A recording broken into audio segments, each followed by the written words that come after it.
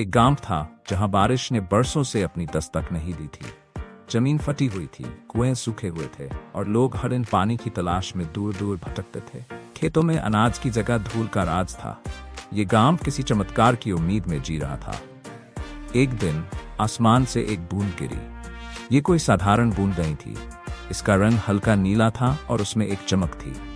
वह बूंद सीधे गांव के बीचों बीच सूखे कुएं में जा गिरी। किसी ने इसे देखा नहीं, मगर कुछ अजीब सा महसूस हुआ। रात के समय जब पूरा गांव गहरी नींद में था, उस बूंद ने अपना जादू दिखाना शुरू किया। अगली सुबह जब लोग कुएं के पास पहुंचे तो उनकी आंखें चमक उठीं। सूखा कुआं पानी से भर चुका था। पानी इतना साफ और मीठा था कि लोग उसे देखकर चमत्कार समझने लगे। किसी को समझ नहीं आ रहा था कि ऐसा कैसे हुआ।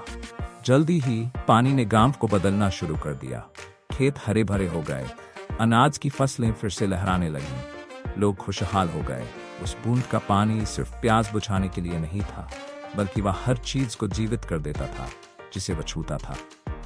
गांव से कुछ दूरी पर एक दूसरा गांव था जहां भीषण अकाल फैला हुआ था। उस गांव के कुछ लोग मदद मांगने आए। गांव वालों ने उनके लिए अपने कुएं का पानी भेजा। बूंद ने यह देखा और खुद को एक धारा में बदल दिया जो दोनों गांवों को जोड़ती थी। अब दोनों गांव उस पानी से लाभान्वित हो रहे थे। समय बीतता गया। बूंद अब एक छोटी नदी का रूप ले चुकी थी, लेकिन उसकी कहानी अभी खत्म नहीं हुई थी। पास के एक शहर के लोग जो लालची और स्वार्थी थे, उस नदी के पानी को अपने फायदे के लिए इस्तेमाल करने लगे। उन्होंने नदी को बांधकर अपने उद्योगों के लिए पानी खींचना शुरू कर दिया। इससे नदी का पानी कम होने लगा और गांवों तक पानी पहुंचना मुश्किल हो गया।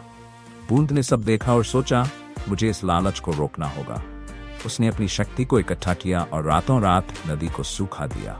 जब शहर के लोग अगली सुबह उठे तो उन्हें सिर्फ सूखी जमीन मिली। वहीं गांवों में पानी फिर से बहने लगा। ये देखकर शहर के लोग डर गए।